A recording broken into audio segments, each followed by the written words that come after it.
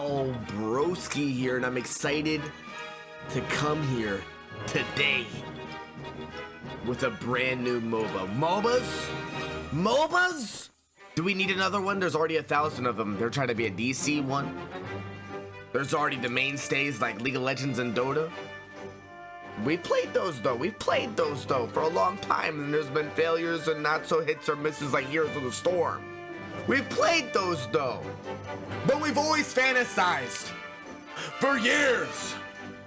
What would it be like to have a Pokemon MOBA, your favorite Pokemon 5v5 battling, customizing the abilities, leveling up with your friends? Well, we don't have to dream any longer. The day is here, and my God, is it a beautiful day. I'm here to tell you my impressions of the game. I've had over roughly 90 games so far,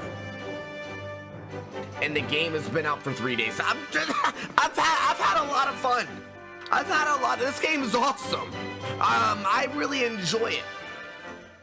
So let's break it down. My first impressions in the honeymoon phase of Pokémon Unite. Pokémon Unite! First things first, I'm gonna go ahead and guess that most people in the Pokemon fan base have never played a MOBA before. And that could be a gigantic leap that may not interest some people because of how hard that this genre can get into. There's a lot of barriers that are put up, steep learning curves on these games, a lot of hours that you're kind of feeling miserable because you're so confused on what's going on. That is where this game shines. It's so insanely easy to pick up. You will not struggle more than one 10-minute game to understand how it's played. The tutorial is, I skipped all the tutorials. I mean, I have a big history when it comes to MOBAs. I've been playing for 10 years, so I mean, I didn't need to do the tutorials, but the tutorials break it down step by step what everything does in the game, and you can get them done in less than 10 minutes. The game is so easy to pick up and play that it's hard not to recommend as your first MOBA and as a great entry to the genre. And maybe if you like it, you'll go even deeper, or maybe you just will understand and find out that this is the one for you. Who knows? But that's what I can't dismiss, and I think is the best thing about this game. It's so easy to pick up. I know it's gonna eventually be on mobile, and I feel like that'll be great and even more accessible, but right now it's only on Nintendo Switch and it's free. So almost everybody's got a Nintendo Switch. I feel like it's very common. If you're already a Pokemon fan, which is like why this game would interest you in the first place, is that you probably got a Nintendo Switch and a Pokemon game that you can play with 4 other friends, 9 other friends if you do customs, which are also a lot of fun. It's just a dream come true. Celebrate the fandom with your friends, the homies. You can't get a much better situation than that. Also, another thing that stands out is that usually the MOBA games, and another thing preventing people from diving in is like, oh man, I heard that League of Legends game's pretty toxic. I don't know. I heard this game's pretty toxic. Yada yada yada when it comes to different MOBAs. Well, that's 139% true. 169% true. Lol. But anyway, on this game, since there is text chat, I don't ever see anyone use it because you're using a controller on Nintendo Switch, but there's no way to be toxic. The game is only 10 minutes long. The matches are quick, burst, short, fun, energetic, non-stop, banger, no filler action. There's not an opportunity for you to go ahead and be that toxic in the game. It's short games. It's 10 minutes long. So what? So what if your Pikachu didn't score at all? You wasted 9 minutes of your life, probably even less than that, because you can surrender early if you really just want to get it over with. you're not that invested on each match like it is on League of Legends or other MOBAs where it could be 30+ minute matches, and when someone messes up, you're feeling really attached to that time commitment that you just sunk in and how wasteful it was because it didn't even count as a win. Plus, just the way they actually innovated in the genre, where you're not just running down the lanes, pushing the lanes with minions and getting a minion wave to kill the tower. It's all about dunking here. And dunking in video games and actually just sports, and I don't know, I don't play sports, but just the word dunking, dunking Dunkin' Donuts, Dunkin' Dip, just like, it's all nice. It's fun to say that word, and it's also fun to perform the action, and you dunk like a madman in this game. Everyone can dunk. Snorlax can dunk, Mr. Mime can dunk, Charizard can dunk, and dunking is the way to win. It's not just, you know, kill the tower, dude, it's almost low health. No, it's dunk the balls. They're gonna try to block your dunk, but if you succeed on the dunk, not only are you scoring points, but you also get some iframes. It's a win-win. It's fun. Someone throws an ultimate at you, just dunk. But dunking has risk to it too, you know? If you're holding a lot of points and you're trying to dunk a big amount of points, it's gonna take a while. And just the art of that, and trying to rush and try, oh crap, I'm about to turn it in, but they're running after me. That thrill of you about to dunk a big 50, but it takes a long time. And then also the thrill of you killing like Zapdos, which is the big neutral boss monster that are usually in these type of games that both teams fight for. That gives you the insta dunk ability. Insta dunk 50. And with the double multiplier that Zapdos awards you, you get the 100. It's just so much fun. Never have I thought on a MOBA that I've played that the art of scoring. Never in a MOBA did I think the act of scoring, the act of taking down a tower, was as fun as this one. That's where the game really shines. Unfortunately, it's not a perfect game. I gotta break it to you. The game has flaws. Now that might not be a surprise because every game probably has flaws, man. The FPS on the menus is absolutely terrible. That's not really a big deal though, because it's not gameplay. You know, I can forgive that. The FPS on the menus is bad. It's bad. It loads really, really bad. There's like delay on everything. It's not that bad. It's not the end of the world. There's FPS drops in the game though. I'm pretty sure FPS drops in the game and it's not just lag.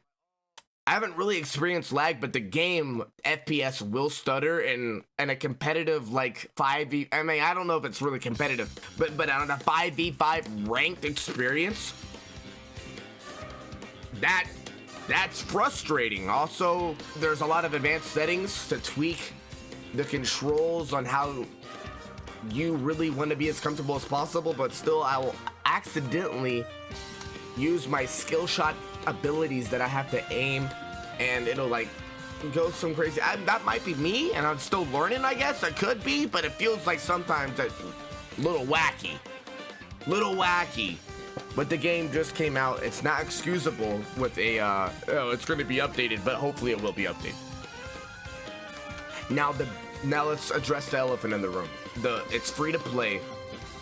They gotta make their money somehow. Everybody says it, you know, it's free to play. How do they making their money? This is eventually gonna be a phone game. I'm scared, Al, bro. I'm scared. How are they milking me? Well, they're milking you in one of the most egregious ways possible, and that is pay to win. Now, let's clear this up right now.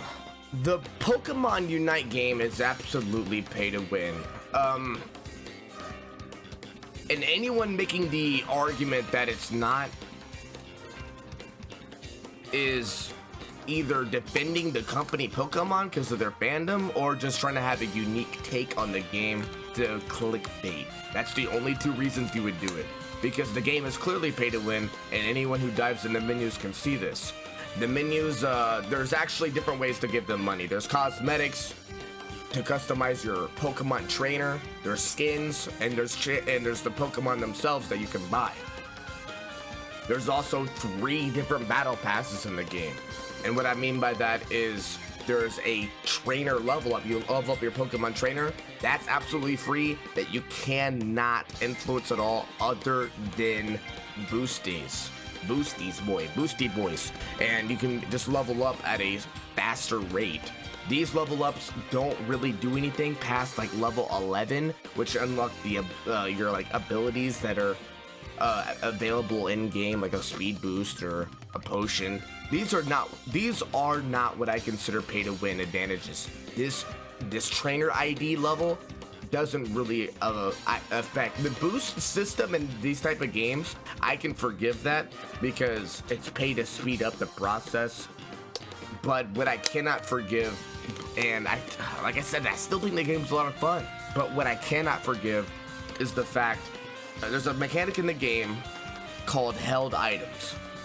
And held items are basically passives that you customize before the game starts. So it's like you lock in Snorlax, then you can equip 3 items on your Snorlax before the game starts, and Snorlax will get 3 different passives.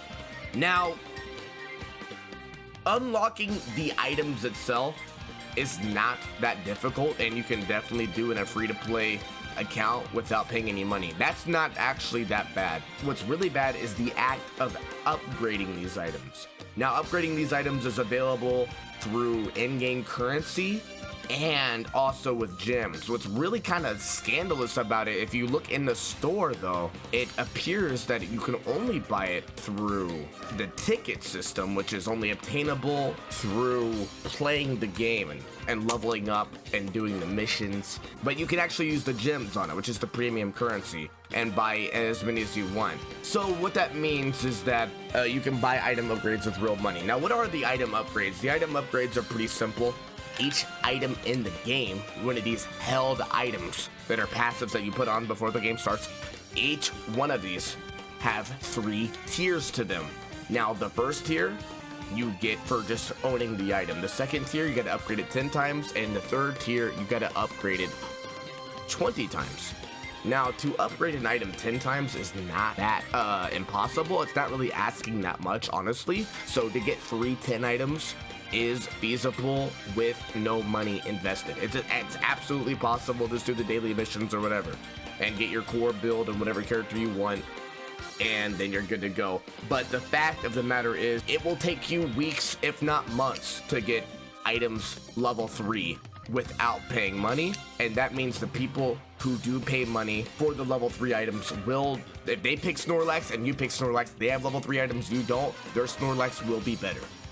And that's just the video game there is. So I said how there's boost in the game for the battle pass, and I was excusing that, but excusing the fact that how long it takes to get items level 3 without paying money. It's an insane amount of these cards that you're also using to unlock the items themselves. So a level 3 item takes a ridiculous amount of upgrade gems. So that's the biggest complaint I have, is the game is pay to win to a extent. They do affect the gameplay. They do make your character better. Your character with 3 level 3 items will be better than a character with 3 level 2 items. And the fact that you can play ranked, it lets you play ranked before you even unlock your 3rd item slot, is asking little Timmies that don't understand the game to get bodied. Because a 3rd item plus a 3rd item that's level 3? That's just a little too much, man. That's setting people up for failure, and it's gonna make them feel bad. It's obviously what they're doing is trying to make you feel bad in that specific example to encourage you to spend money. Now, that being said, why have I played it 90 games? It didn't take me 90 games to figure this out. The game is so much fun to play. And hopefully it continues adding Pokemon and updates to play as. But already the diversity, the amount of Pokemon in the game isn't huge, but it's a nice selection, and they all feel pretty different to play as. They're all very unique. not a lot of crossover in their abilities. There is some characters in the game that kind of feel useless. I've seen other people play them and win, but to me, I'm like, this character does nothing. But the game is just a blast to play, especially with friends, and it's pretty easy to convince your friends to play this that have Nintendo Switch because it's Pokemon. I challenge you to have a bad time with friends in this game. I challenge you. I don't think it's possible. That's why I play it, and that's why I'll probably continue playing it. But overall, the game is great. It is pay to win. That's the bottom line. Highly recommend trying it, though. This has been Albroski. Check out the Twitch streams at twitch.tv/Albroski Live. And I'll see you again. Thanks for stopping by. Like, comment, subscribe, you single dipping homies. Bye.